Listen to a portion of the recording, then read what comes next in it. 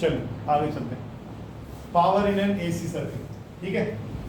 लिखो पावर का लिखो इन ए डीसी सर्किट, लिखो in a DC circuit AC का नहीं पहले लिखो in a DC circuit power is equal to, क्या फॉर्मूला बोल रहे थे आप, V इंटू आई।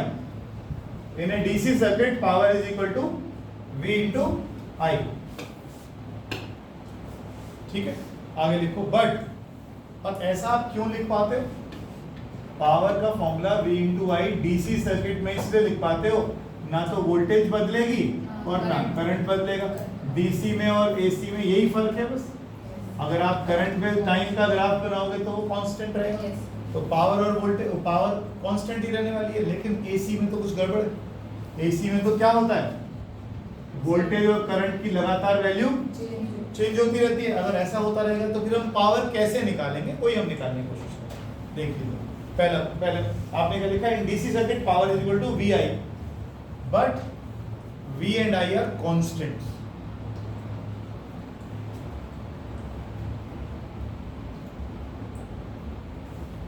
ठीक है, फुल स्टॉप। नेक्स्ट टाइम में लिखिएगा for power in AC circuit V and I are not constants.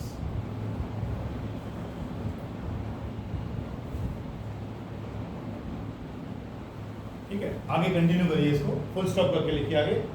Let us take an LCR series circuit. Let us take a series LCR circuit in which we apply an EMF P equals to E naught sin omega T. Series LCR circuit आपने ले लिया और उसमें आपने क्या कर दिया, उसमें आपने ईएमएफ दे दिया E equals to E naught sin omega, ये आपने अप्लाई कर दिया। Therefore current at any instant is given by, therefore current at any instant is given by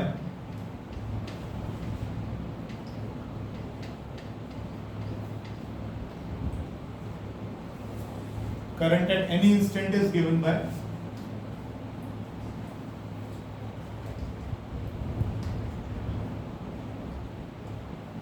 मैं एक बार फिर ट्रायंगल पे आऊंगा दोबारा से, कंफ्यूजन बिल्कुल नहीं होनी चाहिए।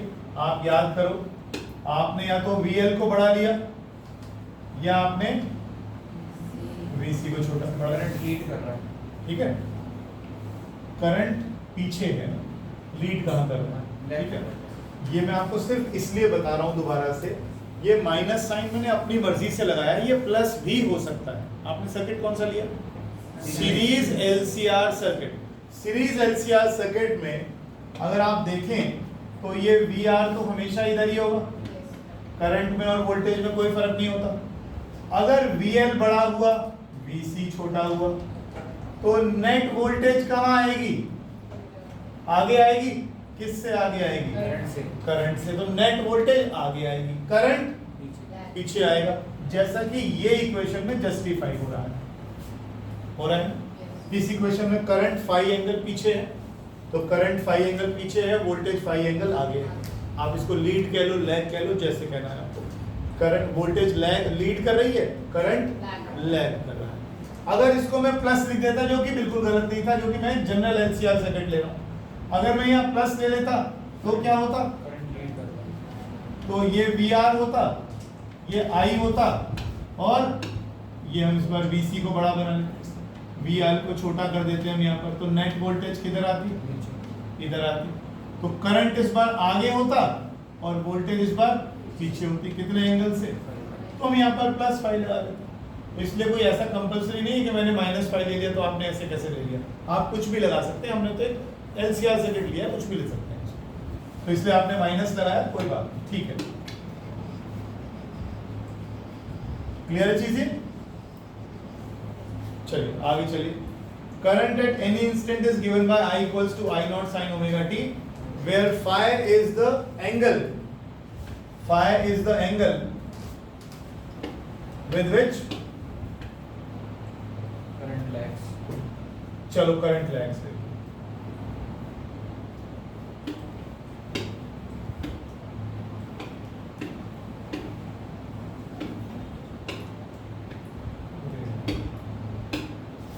ठीक है, करंट क्या लिखा आपने, करंट लैग्स वोल्टेज। आगे लिखिए इंस्टेंटेनियस पावर, इंस्टेंटेनियस पावर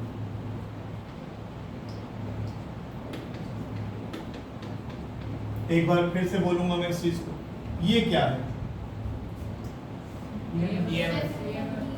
पूरा पूरा थोड़ा याद है, EMF at time T, instantaneous EMF, ये क्या है, मैक्सिमम ईएमएफ तो बोलते हैं, ये क्या है, मैक्सिमम करंट, और ये क्या है, करंट एट एनी टाइम, तो ये दोनों करंट, मान लो हम टी टाइम की ही बात करते हैं, तो टी टाइम पे वोल्टेज कितनी है, ई, टी टाइम पर करंट कितना है, आई, तो अगर मैं इंस्टेंटेनियस पावर निकाला तो V इंटू आई है, V कितना है, ई दिख रहा है यहाँ पर, E इंटू आई।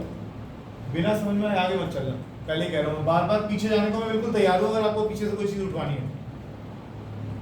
हाँ भाई सभी, यस थोड़ा सोच के बोलो, चलो आगे।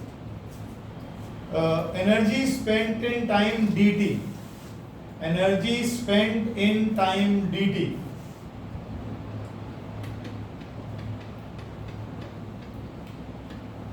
ये कहां से आया पता नहीं formula, energy spent in time dt formula कहां से आया, राइट, एनर्जी होता है पावर इनटू टाइम, पावर का फॉर्मूला होता है V इंटू आई, देखो जरा V की जगह हम E यूज कर रहे हैं, I हो गया और छोटा सा टाइम आ गया हमने dt, स्मॉल टाइम dt, लिखो अब।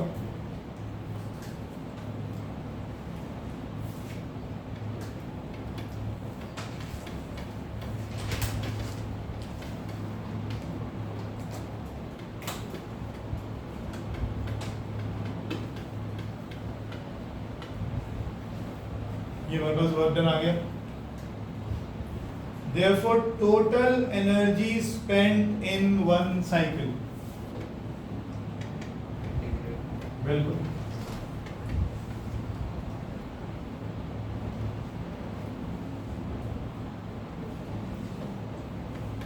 in one cycle,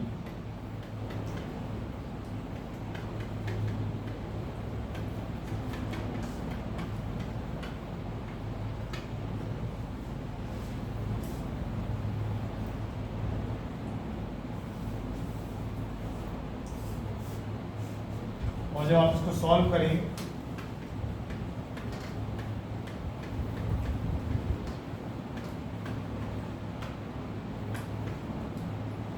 अगर इसको सॉल्व करें घर पर तो ध्यान रखिएगा इस ओमेगा की वैल्यू को डाल दीजिएगा 2π/t, ठीक है। तो ये हमारा टोटल एनर्जी स्पेंट आ गया एक साइकिल में, E0 I0 cos phi into T. एक बार दोबारा देखना क्या निकालने बैठे थे, भूल गया। हाँ, average power in one cycle, average power in one cycle, total work upon total time. ये कैपिटल टी क्या यूज कर रहे थे हम, time taken to complete one wave, time taken to, हाँ ठीक है, time taken to complete one wave कह लो, क्या हो गया इस पे, अच्छा, time taken to complete one cycle, मतलब अगर एक साइकिल ऐसे, एक पॉजिटिव साइकिल एक नेगेटिव साइकिल बनी तो इसको टोटल टाइम कितना लगा, ठीक है। तो ये W कितना निकाला आपने, E0 I0 cos phi by 2t, t, ठीक है जी, T से T कट गया, तो ये पावर का आपका फॉर्मूला बन गया। लिखिए इसको, मैं इसको थोड़ा आगे लिखूंगा, यहाँ पे थोड़ी जगह कम पड़ेगी।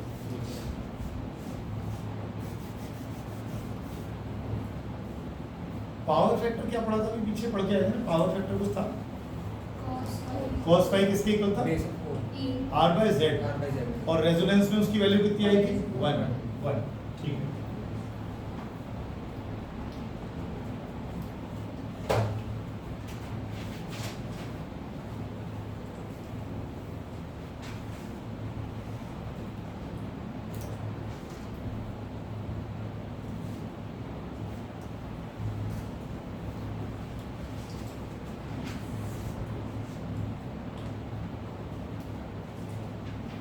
बेटा क्या फॉर्मूला बना, दोबारा बोल देना एक बार। I not cos 5/2. E not I not Cos 5/2. cos 5/2। एक काम कर लो, इस 2 को ऐसा लिख लो, √2 इंटू √2। 2 को √2 इंटू √2 लिख सकते।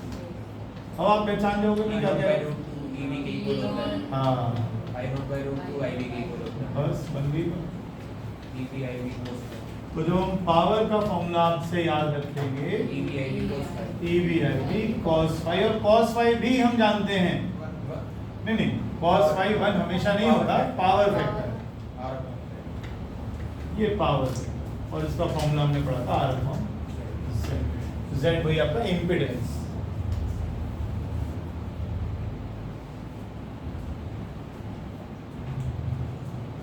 अच्छा एक छोटा सा क्वेश्चन आता है, जरा लिखें उसको।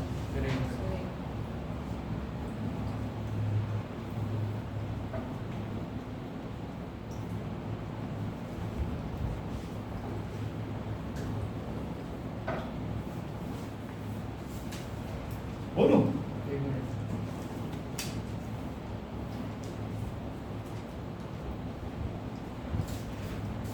For circuits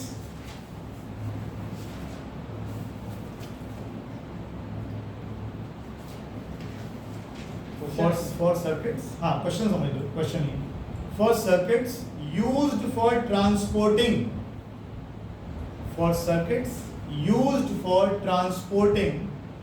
electrical power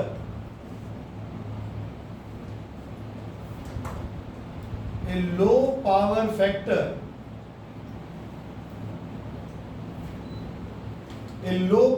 factor implies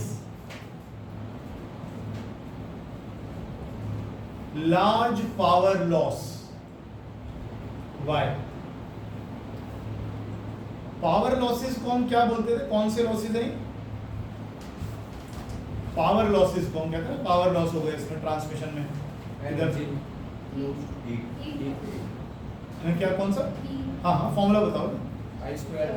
हाँ ठीक बोल, बिल्कुल ठीक बोल। पावर का फॉर्मूला क्या लिखा आपने? EV IV cos 5। अगर मैं IV की बात करता हूं तो IV हो गया P अपॉन EV cos 5।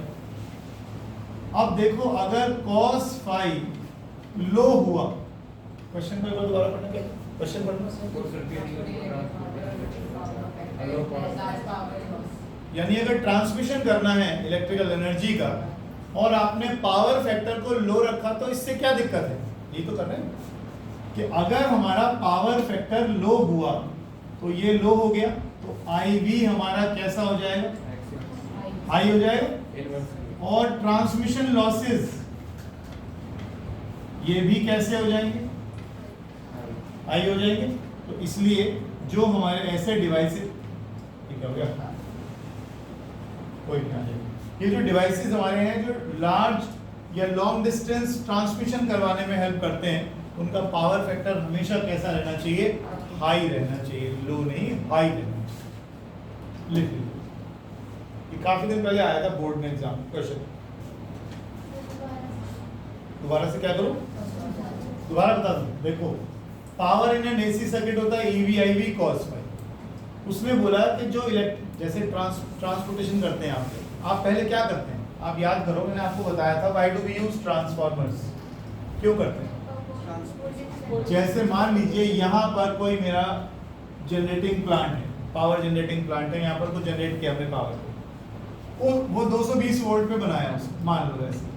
अब यहाँ से वायर्स के थ्रू मैं बहुत दूर तक इसको लेके जाऊंगा।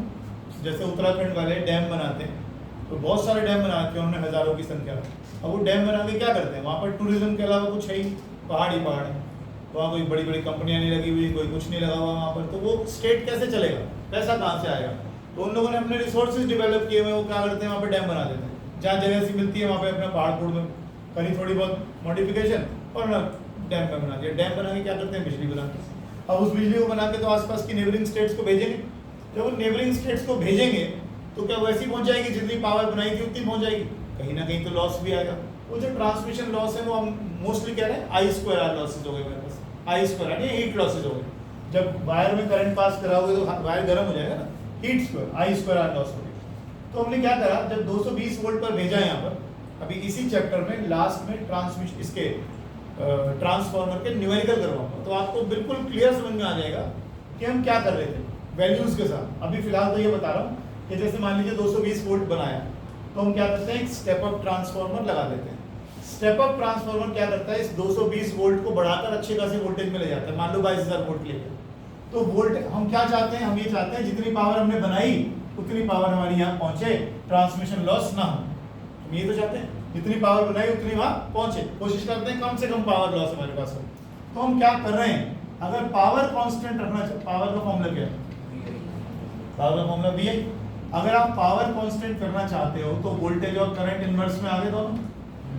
अगर आपने वोल्टेज बहुत ज्यादा बढ़ा दी, जो कि आप कर रहे हो ट्रांसफार्मर से, आप 220 वोल्ट का मान लो 22,000 कर दिया आपने, या इसके मल्टीपल में आपने बढ़ा दिया इसको, तो 220 का मल्टीपल आपने बहुत ऊपर ले गए, तो वोल्टेज बहुत बढ़ा दी, तो करंट कैसा हो गया, करंट बहुत कम हो गया। अगर वोल्टेज बहुत ज्यादा बढ़ा दी तो करंट काफी कम हो गया, और करंट कम हो गया तो क्या कम हो गया, हीट लॉस कम हो गया। यही करते हैं, ठीक है।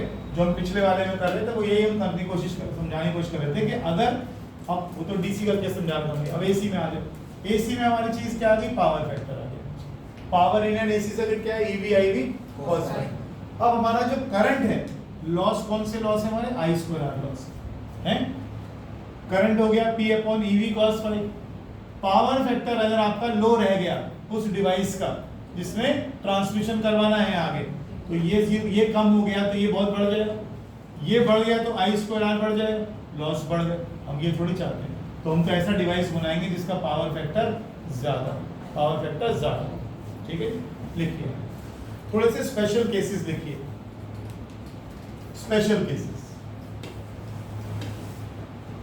पावर का फॉर्मूला हो गया ईवी आईवी, किस केस में है ये, एसी के case, power in an AC circuit, power in an AC circuit. पहला यूज केस, पहला sorry special case for a purely resistive circuit.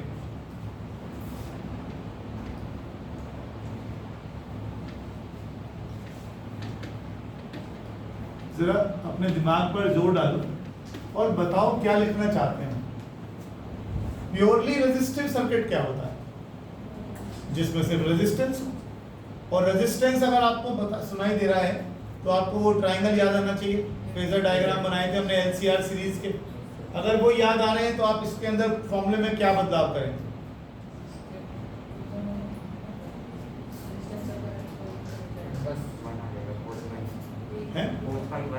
Cos phi बना जाएगा, बिल्कुल ठीक बात है।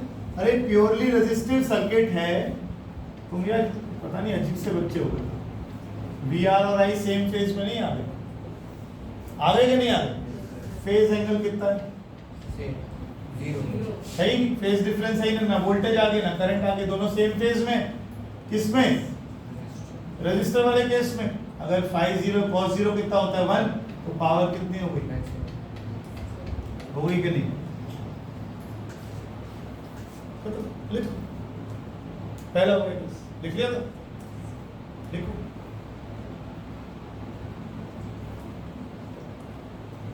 आजकल एक डिवाइस आता है, अगर तुमने देखा होगा, देखा है कोई, कैपेसिटर बेचते रहते हैं लोग, कहते हैं आपके, कई बार तुम फेसबुक पे अगर बैठते हो उसमें वो शोर मचाते रहते हैं, इसे लगाइए, डिवाइस लगाइए, बिजली का बिल आधा हो जाएगा, 40% कम हो जाएगा। देखा तुम, सुनते 12वीं में इसी पढ़ते हो लेकिन इन लोग खोजते ही नहीं हो चीज़ों को। देखा करो यार, सारी चीज़ें देखा, सिर्फ इससे थोड़ी काम चलेगा किताबें पढ़ रहे हो।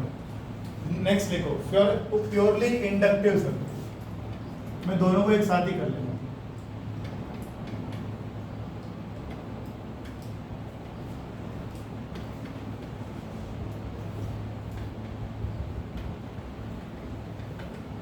प्योरली इंडक्टिव और purely capacitive. Purely inductive circuit में क्या होता था, इंडक्टर में ऐसा ही कुछ पढ़ा है, ऐसे था। प्योरली कैपेसिटिव में क्या पढ़ा था, करंट लीड करता है, लेकिन दोनों ही केस में एंगल कितना है, फाइव की वैल्यू कितनी है? और यहाँ भी फाइव की वैल्यू कितनी? इसका मतलब पावर कितनी है? पावर कितनी है? क्या मतलब कि इंडक्टर और कैपेसिटर पावर कंजम्पशन नहीं करते, they do not consume any power. AC AC लिख जल्दी।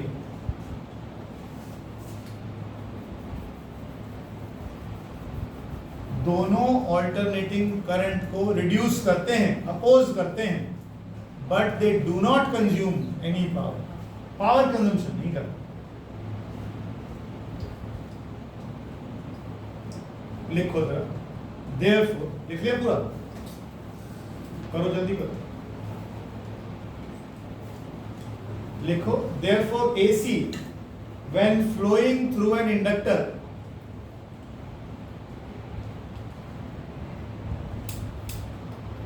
therefore AC when flowing through an inductor or a capacitor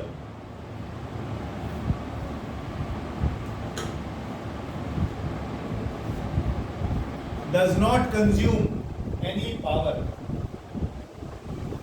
does not consume any power. Of course, both of them reduce AC. Both of them reduce AC. Next आया आपके पास wattless circuit.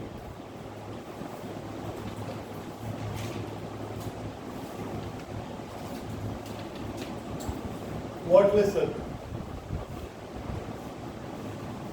नाम से पता लग रहा है पावर कंजम्पशन नहीं करता।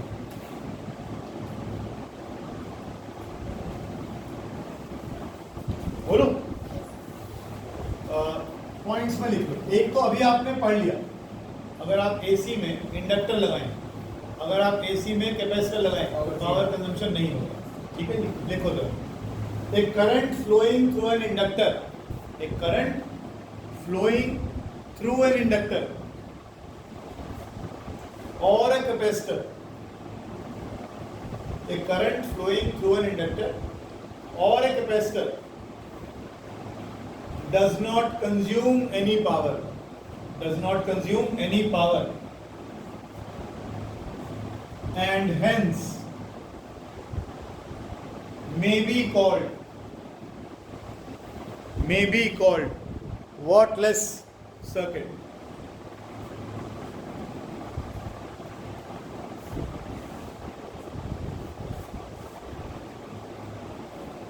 Second point.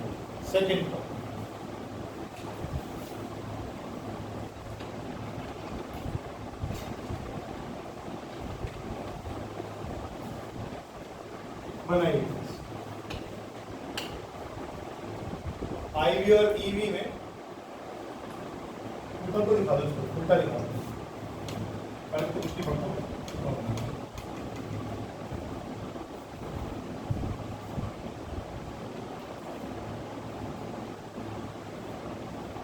फिर मैं कह रहा हूँ इससे कोई फर्क नहीं पड़ता नीचे बनाए या चीजें ऊपर बनी, कभी वोल्टेज आगे होती है, कभी हमारा करंट आगे होता है। तो ईवी और आईवी में फेज डिफरेंस कितना है हमारे पास? 5। अब एक काम करो, इस आईवी के कंपोनेंट्स तोड़ दो। किधर को तोड़ दो? एक तो कंपोनेंट तोड़ दो इस तरफ, एक तो कंपोनेंट तोड़ दो इस तरफ, तो वो कंपोनेंट क्या कितना हो जाएगा?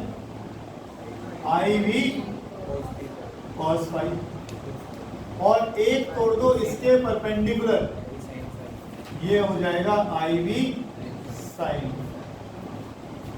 दोबारा बोल रहा हूं, ये हमारा आईवी बना हुआ है ना, ये आईवी, ये वाला आईवी, इस आईवी के कंपोनेंट्स तोड़ दो, जिस तरफ थीटा होता है उस तरफ कॉस कंपोनेंट बनता है, तो इधर की तरफ जो कंपोनेंट आया उसका ये वाला बन गया आईवी cos 5, और जो इसके 90 डिग्री पर हमने बनाया वो बन गया आईवी साइन।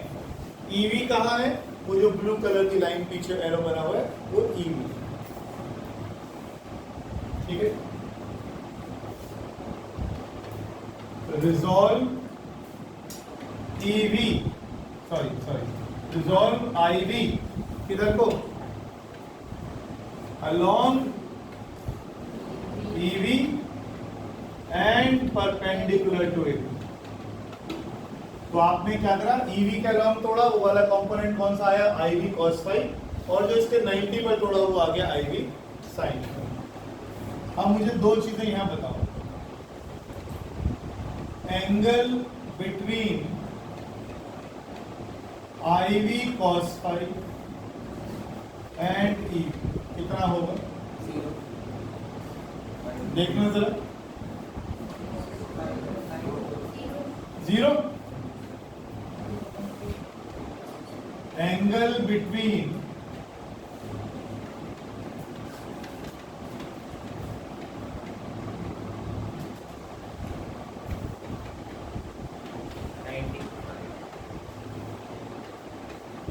देखना क्या ठीक लिखा है, आई वी कॉस फाइव और ईवी दोनों एक ही लाइन में, एंगल ही नहीं हुआ।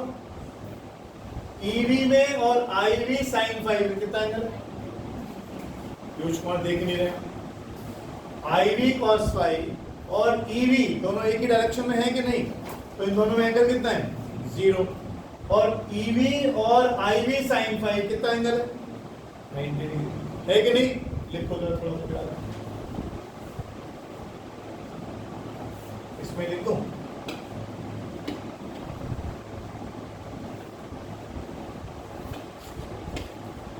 पावर कंज्यूम बाय, या कौन सा कंपोनेंट था, I V sine, I V sine. Power का फॉर्मूला क्या है, EV I V cos five, ठीक लिखा है क्या, देखो इस बार ये करंट आई वी नहीं है ना, ये क्या है, आई वी साइन फाइव, तो EV I V sine phi और इनके बीच का एंगल कितना है, ये देखो, ये देखो,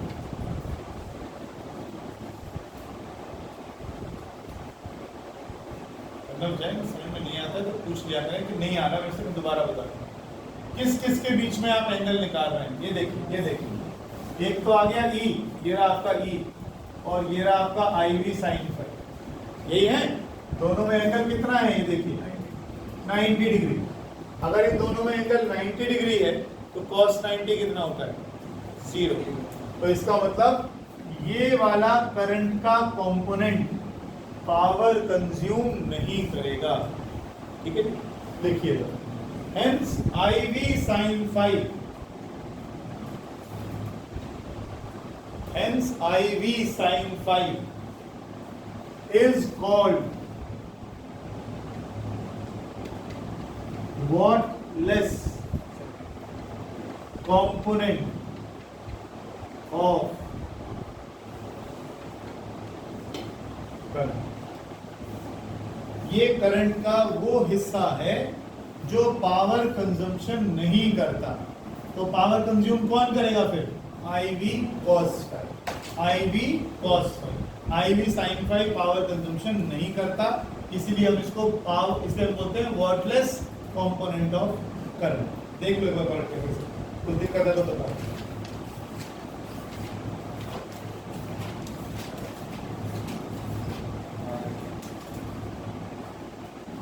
आज इतना ही करेंगे। अब इसमें सिर्फ दो रह गए, एसी जनरेटर रह गया, ट्रांसफार्मर रह गया, दो मशीन से नहीं, वो करनी है अगले वाले इसमें। अब आपकी क्लास इस वीक नहीं होगी, मैं बता दूंगा जैसे मैं लौट आऊँ।